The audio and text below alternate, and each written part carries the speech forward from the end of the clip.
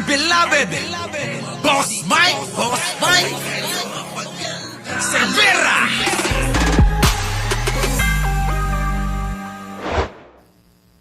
Yon, magandang umaga, magandang hapon at magandang gabi sa mandako ng mundo. Narong kayo. Siyempre, magandang buhay na rin para sa ating lahat mga kababayan ko. At eto na nga mga kababayan ko, nako, lagot na ho. Kung inyo hong maalala, yung vlogger na Dubai base, yung pong mataba, na parang ubis na babae. Opo, yung Iloy Bugris ubis. Yung po mga kababayan, ngayon ay pinapaharap na po ng NBI. Nako po, mga kababayan, yari na. Mga kababayan ko, eto nga ho, nagpahayag na ho ang NBI patungkol sa kanya, no? Ito mga tropa nung ngongo. At meron pang isang babae na kumakapit sa sobrang filter. Tatlo po sila mga kababayan ko. Pero bago natin to talakayin mga kababayan ko, huwag nyo hong kalimutan na mag-like, mag-share, at mag-subscribe. Ano po? Ano pang ginagawa ninyo? Eto na nga mga kababayan ko, susot na natin yung salamin ko. So eto na nga mga kababayan ko, nako, delikado. Ito ho yung akala mo hindi tatamaan ng kidlat no? Akala mo talagang kakampi niya yung demonyo. Kung gumawa ito ng fake news mga kababayan, sukdulan. Opo sukdulan talaga gumawa ng fake news ito. Eto na ho mga kababayan. Pakinggan natin ho itong Dubai-based vlogger na si Eloy Bugris. Pinahaharap na sa NBI. Yari ka na. Problema malaki yan. Pasyo. Samantala mga kabrigada, haharap na sa National Bureau of Investigation ang Dubai-based Ilongga vlogger na si Jinky Miraflores Abilino Carpio na mas kilala online bilang Iloy Bugris, the Queen of Revelations. Meron pang the Queen of Revelation.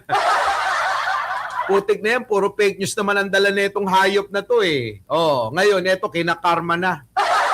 Putik na yan, yari ka na. Yung inaasahan mo na makakulimbat ng kwarta sa mga OFW, diretso ka sa kulungan, tanga. Tuloy! Dahilan sa reklamong isinampa laban sa kanya sa umano'y pagpapakalat ng maling impormasyon tungkol sa kalusugan ni Pangulong Bongbong Marcos Jr. Yan mga kababayan, ito po isa po ito sa nagpakalat ng mga medical reports. Peke po yun, yung mga pinakalat nila. Ganon din po yung naging kaso ni Ngongo, yung Ngongong vlogger na katropa nila Banat Bay, kung inyo natatandaan. So mga kababayan ko, iisa lang ho kaso ng mga yan. Yung pagpapakalat nila ng peking medical reports. At ngayon mga kababayan ko, ito ho yung napakatapang. Napakatapang, tapos bandang huli sabi niya hindi ko naman alam na peke yon. Hindi ko naman alam na hindi totoo yon. Diba? Minura niya pa yung naglapag daw sa GC nila noong pong medical records na peke. Patungkol daw po ito dun sa sitwasyon ng kalusugan ni Pangulong Bongbong. Ngayon mga kababayan namali.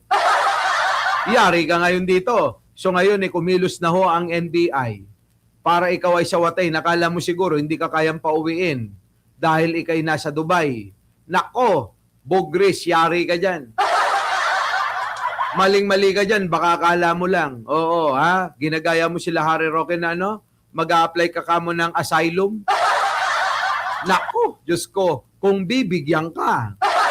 Pero ang alam ko mga kababayan, wala talaga yan. Mga kababayan, baka nga i-deport na lang.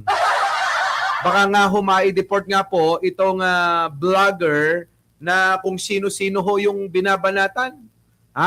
Kung maalala ninyo, pati si Annabel Rama, pati ho si Rupa Gutierrez, sinasabi na ibinebenta daw ni Annabel Rama. Grabe no? Lahat na lang mga kababayan pinagpapapansinan nito. Baka sakali siguro na magaya o baka naman iisa style nila nitong nasawatan ng NBI. Mamaya tatalakayin natin tong si Franco Mabanta.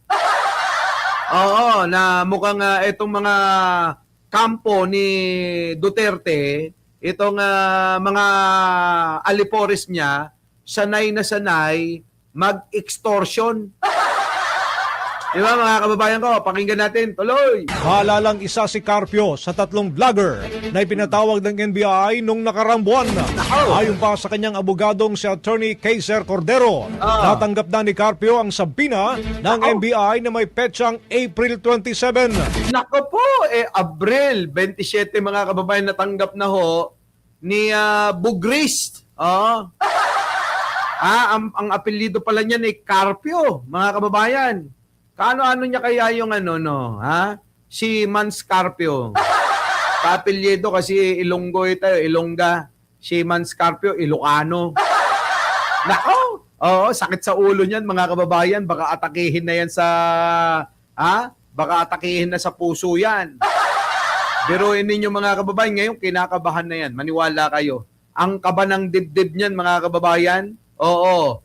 Parang kumakabog na halos lumabas na yung puso niyan. Inatasan siyang humarap sa buwan ng... Ayan ito yung sinasabi nila na si Pangulong Bongbong Marcos nga daw ay mahina na, may stage 4 colon cancer. Oo, at hindi na nga raw nakakatayo, sabi nga nila. Pero mga kababayan ko, kung inyo makikita naman, ang Pangulong Bongbong napakatulin, napakaliksi. Oo, yan ba yung may sakit?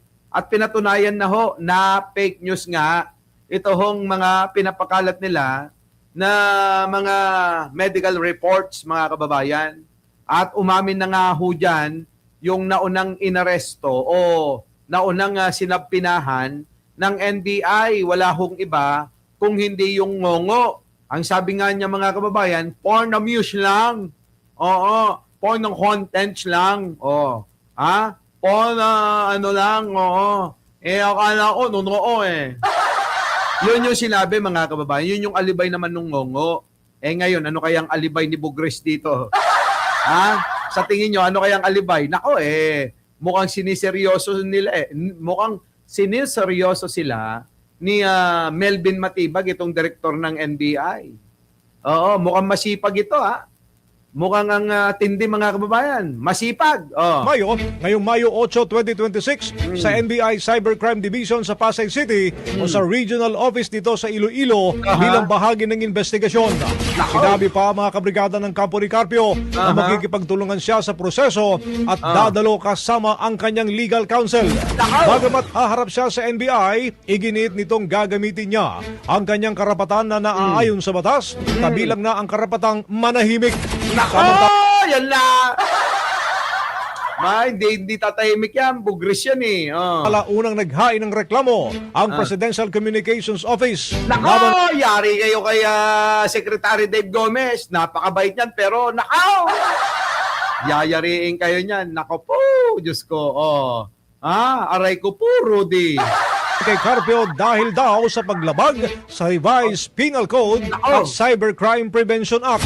Bukod naman sa aligasyong pagpapakalat ng fake news ukol sa kalusugan ng Pangulo, iugnay rin siya sa munoy panghihingi ng pera mula sa mga manunood sa pamamagitan ng online payment. Nako! Yan na nga yung mga mahilig yung mahilig magsolicit, yung mahilig manghingi, yung binibigay pa yung GCash.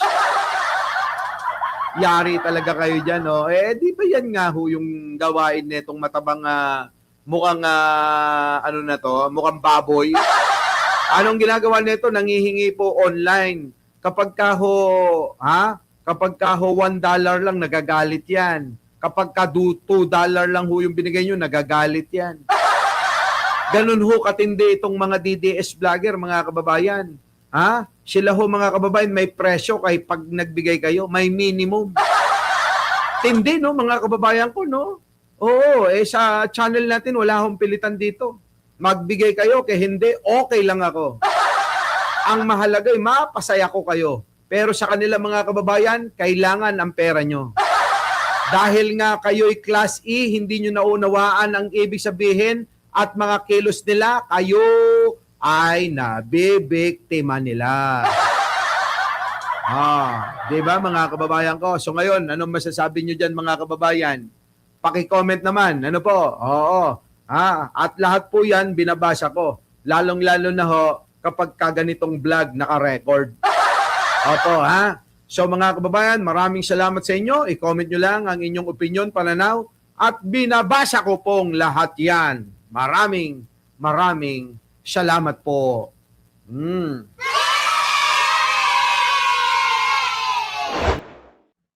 Our beloved Boss Mike